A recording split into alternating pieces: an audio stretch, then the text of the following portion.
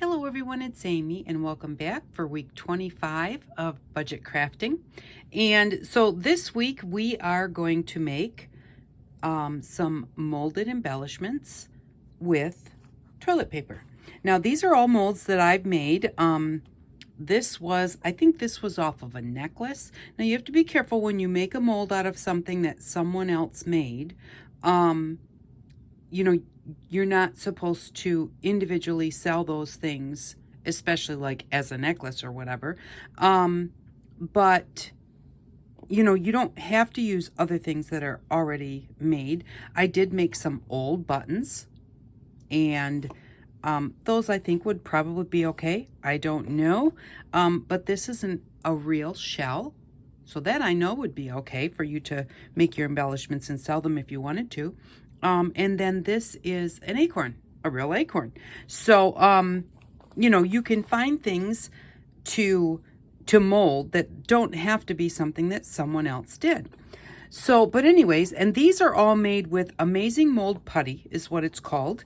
And when I bought it, which was a long time ago, it was $20 for a box, but it makes a lot of molds. And I do have to say that I was asked before to try making mold out of silicone caulking. I tried it. Number one, it smells awful. Number two, it didn't really work that well. To me, it wasn't necessarily worth it. I think I paid $7 for the caulk. By the time I kind of got it down to where I really could make it work, like I said, the smell was terrible. It didn't work as well. So I do think that the Amazing Mold Putty is one of those things that you could save up for, and it would be fun to use. So I'm going to just show you how to do this with toilet paper. So if you don't have any plaster, you don't have any polymer clay or air dry clay or something, you can just make them with toilet paper. And I thought, because I've already done those, and I'll show you those in a little bit, I'm going to try the Acorn. Now this is a very deep one, but it should work just fine. And so all you're going to do to start with, what I like to do is I like to take a piece of toilet paper that's big enough to completely fill the hole of whatever you're molding and be out around the edges. Because then at the end I kind of fold it in just to hold things together. You're going to need a paintbrush and some water. And all you're going to do is you're just going to put some water on that toilet paper, and I have a very large piece of toilet paper on the outside, maybe a little bit too big, but that's all right. And because this is so deep, I'm just kind of holding it in there a little bit, making sure that I get the whole thing wet.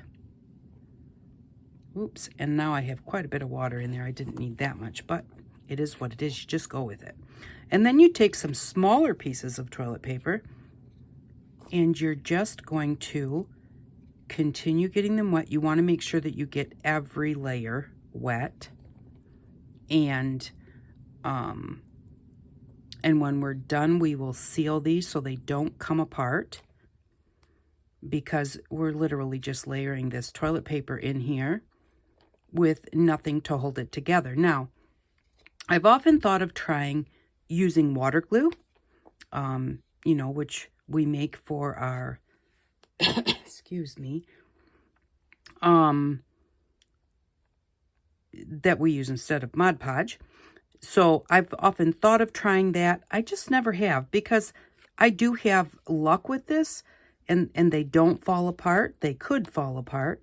Now here I'm just kind of a long piece, so I'm going to put that in there and then just fold this over and continue going.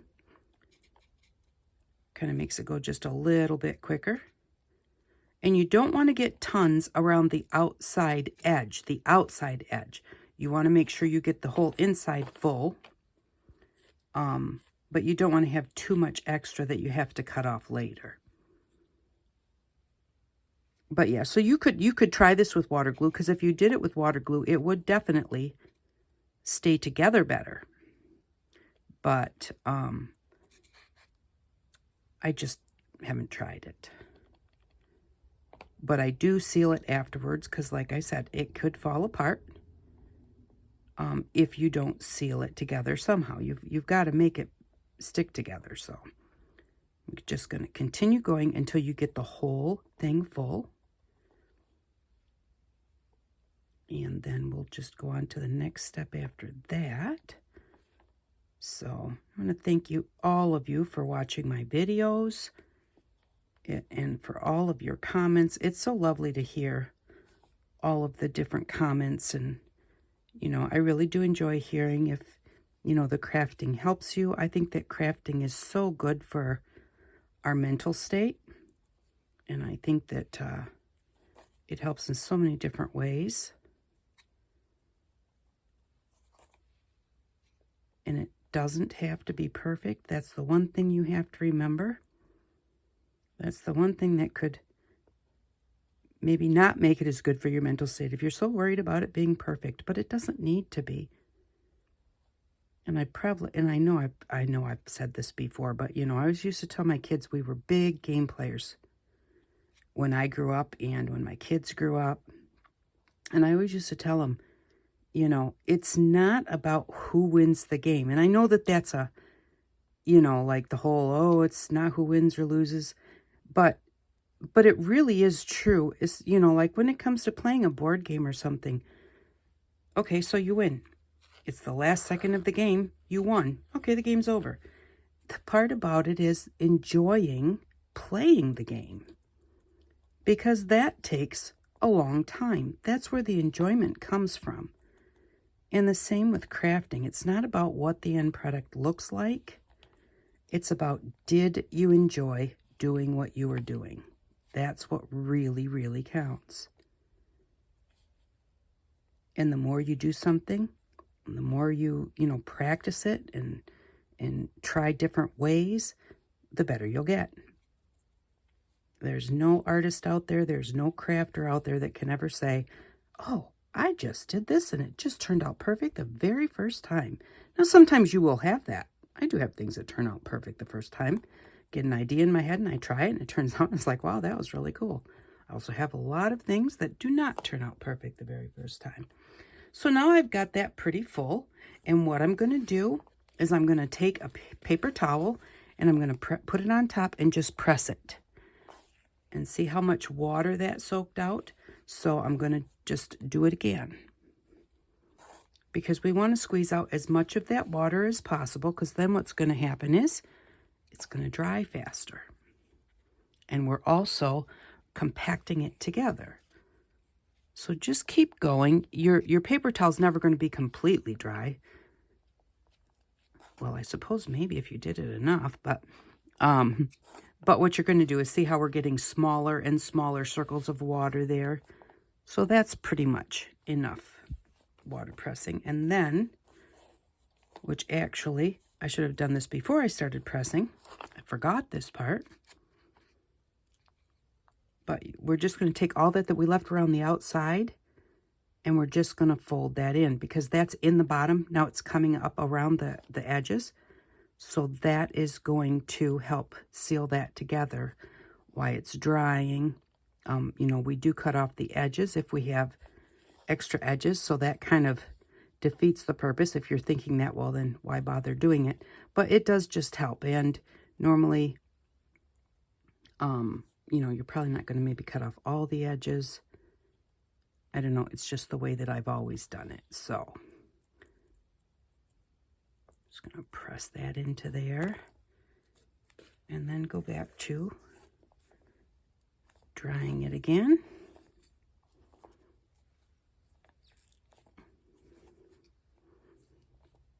Okay, so now time for the reveal. And there is our acorn. Isn't that cool? I love the way that looks. And if you're using naturals, like an acorn or a shell or a stick or something like that, if you can see in here, there's black parts that after I molded it and then peeled the mold off, part of the black part of the acorn stuck there. Now, one of two things is going to happen. It's never going to come out, and it's always just going to be there, or it might come out on whatever you're making. You're 99% of the time, you're going to paint whatever it is that you've made anyways. So if it gets a couple black specks from the acorn on there, it's not going to hurt a thing. So don't worry about it, and don't think you've got to, don't try and pick those out, because then you're going to change the texture of your mold. So just leave them there. They're fine. It won't hurt a thing. And I think that that looks really, really cute. And it looks very real. So there we go. So that's how you start. So you make your mold. I do usually do a lot of them at one time, and then I set them aside to dry. And I normally just set them on a piece of paper towel and set them aside. Then that paper towel kind of soaks a little bit out of it out. That one's really thick, so that will take a little while to dry also. Once they're dry and they look like this, this is this button right here. So then what you're going to do is you're going to go trim those edges off. And that's where I said, you know, you might think, why bother folding that piece over? I don't know. It's just the way I do it. So, but I'm just going to go in here and just trim off the excess of what I don't want on there. Excuse me. Okay, so you also can leave that excess on there, especially if you're going to sink this into like some spackle or something like that. You can leave those edges on there, kind of sink it in, kind of bring that spackle right up to the edge of your button, and that's going to, it's going to enclose that into what you were setting it on, and that, you know, makes it hold even better. So you can leave it like that even when you do, you know, clay molds or anything else. If you're going to set them into something, you can just go ahead and leave that excess on there. But I just go around and just trim it until it gets as trimmed as it needs to be. And then you're going to have a little bit of fuzzies along the edge because it's not glued together. So we want to, and I would probably trim that up a little better. These scissors are not working so great today. But so there is our button. Once we get it trimmed, we make it, we dry it, we trim it, then cover it with, this one is also, it's this button here. And this button, when I did it, it looks very messy. It had thread on the button and I did not take the thread out. So there's thread between the two holes and one little piece coming out here. And it's very kind of hard to see, but see, there's the thread between the two holes and the little piece of thread running out there. So isn't that cool? So it looks like, oh man, that didn't turn out. It turned out awesome. It picked up all of that. And that's the nice thing about this, is it really does pick up. It really picks up the detail. And I'm not trying to sell that. I don't have anything with them, but I do like it. So then what you're going to do is you're going to take your water glue, or any kind, you can just take plain old Elmer's glue if you want to, and just seal it. Just paint. Grab a piece of parchment here. Do it on parchment because you don't want to do it on paper where it's going to stick to that paper. And so just go around and seal it. I give it one quick seal and then let it set, and then a lot of times I will go back and seal it one more time. Now you want to be careful about how much you're touching it, especially once your fingers start to get a little sticky. And I do the bottom, and I normally do the bottom first. Get it all the way out to the edges. And see now, kind of show you here. See right here, it's lifting up right there because I had my finger on there and then it stuck to my finger when I pulled my finger away. So that's the thing about, you want to be careful about how much you're touching it. And just touch it along the sides and stuff. Don't touch it like in your middle where you could pull it up and ruin your design. And this is just very, very cheap toilet paper. You don't need anything special. Okay, so there. I've got the whole thing glued along the edges and on the bottom. Now I'm going to set that aside and let it dry. And this is why I do quite a few at one time, because by the time that you get, let's say I did 20 of them, by the time I get to number 20, number 1's probably going to be pretty dry. I can put a second coat on it. And if you don't want, you don't have to, especially if you're going to paint them, because painting them also seals them. So then once they're dry, then you get to paint them.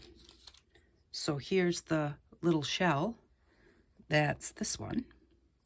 And so I painted it tan, and then I just dry brushed it with a little bit of brown. And the one thing that I love about these are great to put on cards, in journals, things like that. They are so light. I can't even tell you, like maybe like a mini marshmallow or something. I mean, it is so light. It feels nothing like any other kind of you know, clay or anything or plaster that you use. Those are heavier. They're not, you know, that bad, but these are great, especially if you're doing something flat to put it on a card or something. They just, or even in a journal, because they're so light, they just work so well in there. Oops, that was my, oh well, that was my clean water.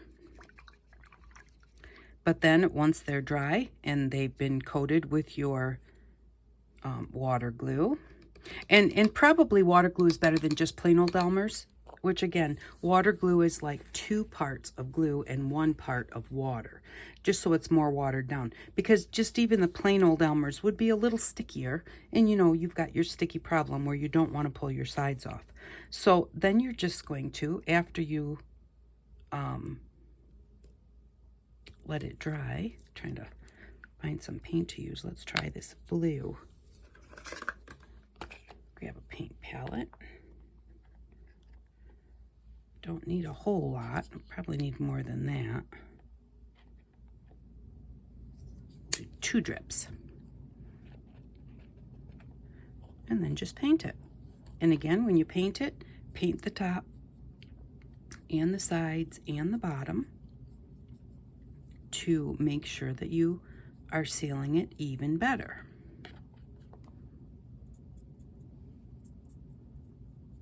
Because acrylic paint, and this is just cheap acrylic craft paint, but acrylic paint is plastic. So if you go all the way around,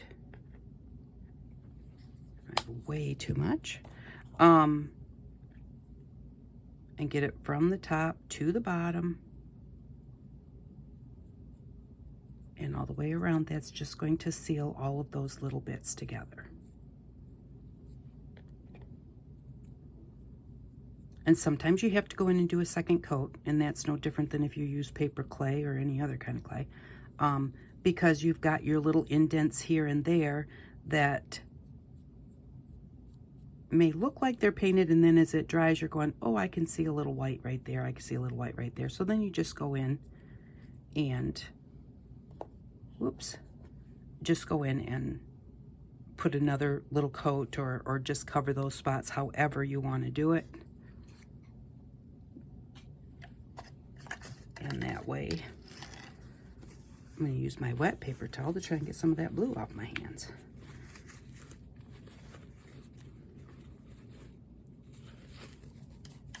So there you go. Then you paint it. And with this one, I think maybe I would want to dry brush it a little bit. I'm going to dry it really quickly. This is going to be loud.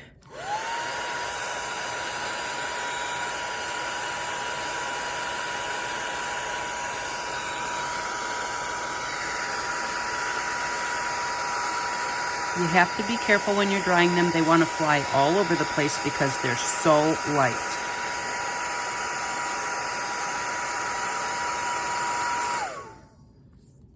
Okay. And so then once you get like your original color down, then you can go in and you can dry brush it or just highlight it. Like just pick up a little bit of the paint on your finger and just highlight it like this. This is something that I'm not super good at. When I go to highlight something, most of the time I wind up getting too much paint all over.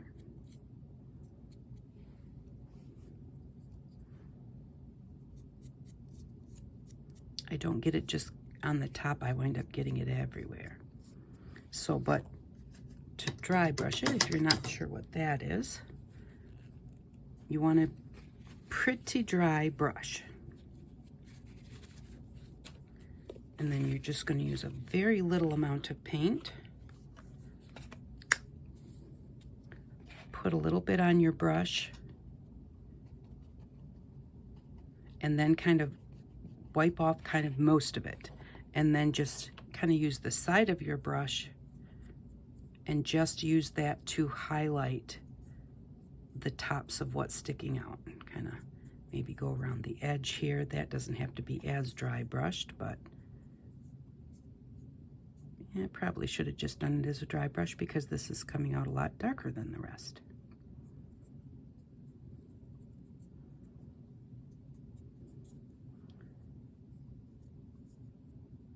And hopefully I won't ruin it, but I do have those holes in the middle that I'm hoping I can kind of make show up. So I'm going to I'm going to wind up coloring the whole center, but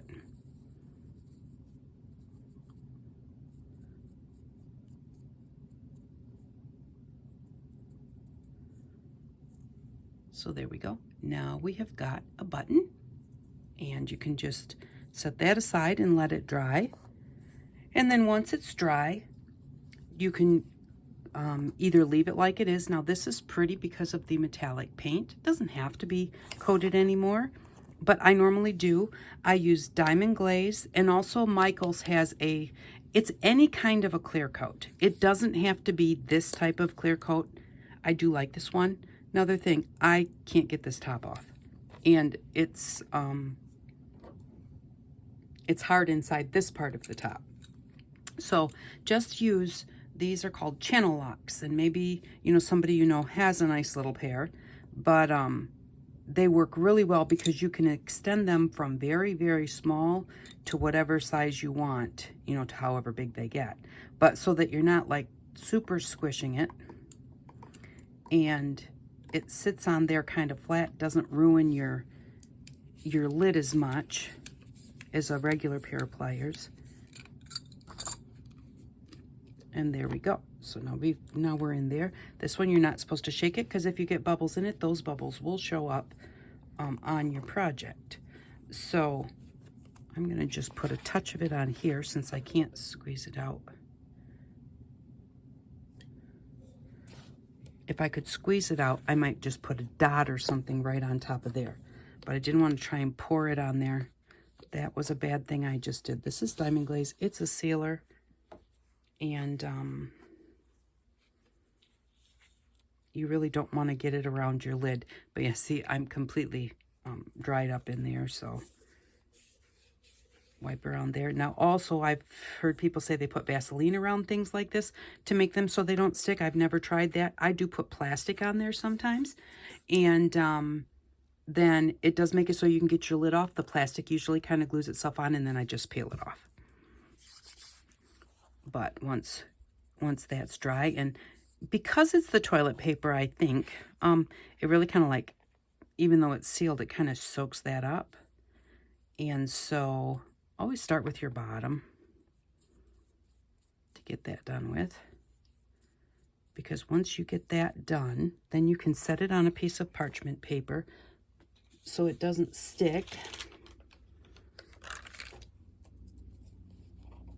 And then paint on top of it. But yeah, do your bottom first so you can set it down. And then a lot of times that will kind of glue it to your parchment a little bit. There we go. And so what I do is, when I'm done painting it, let me move that for a second. I just kind of carefully peel it off and move it to a dry part of the parchment paper.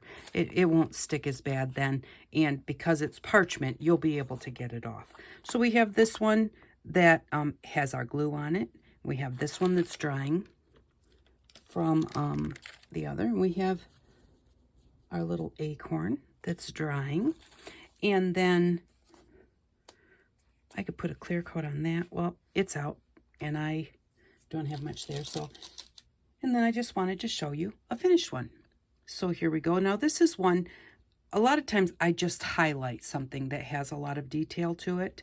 Even this one, I've used it a few times, but this morning I was watching a program that I watch each morning before I get started, and so as I was sitting there, I just went ahead and I actually just followed the dimensions of it, and that is this one right here. And so I just followed that and just painted it, and I think that turned out nice. And then when I was done again, this one has 2 coats of Diamond Glaze on it. and I like the way that looks. So this is done. Now I can put this in my journal. I can put it on a card. I can use it in a piece of mixed media. But I just think that these are fun to make. And, you know, if you've got a few molds at home and you don't have anything to put in them, you probably do have something to put in them. So thank you very much for stopping by. I really do appreciate it. I love how these turn out. Really love that acorn. I can't wait till that dries so that I can paint it. But, and you can paint them any colors. You could paint it purple and blue if you wanted to. It doesn't have to look natural, but because of all the real detail, when you paint them in the natural colors, they look pretty real. So thanks again for stopping by. I really do appreciate you, and I hope that you all have an outstanding day. Bye-bye.